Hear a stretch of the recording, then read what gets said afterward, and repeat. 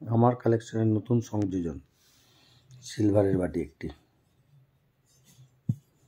সিলভারের বাটিটা 110 গ্রাম মতো ওয়েট, সুন্দর, অনেক পুরনো, মোটামুটি 70-80 বছর প্লাস পুরনো হবে এটা। কাজগুলো খুব সুন্দর, অক্সিডেশন হওয়ার জন্য কালো হয়ে গেছে, কারুকার্যটা খুবই সুন্দর।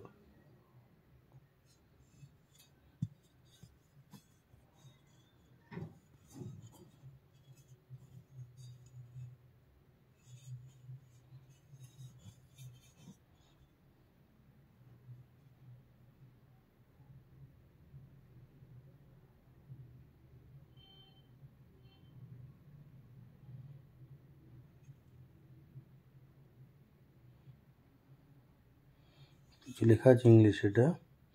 এটা মনে কোনো কাপ হিসেবে ব্যবহার করা হয়েছিল 1926 সাল।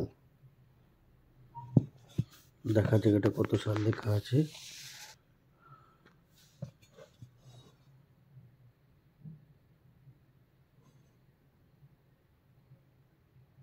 1935 সাল।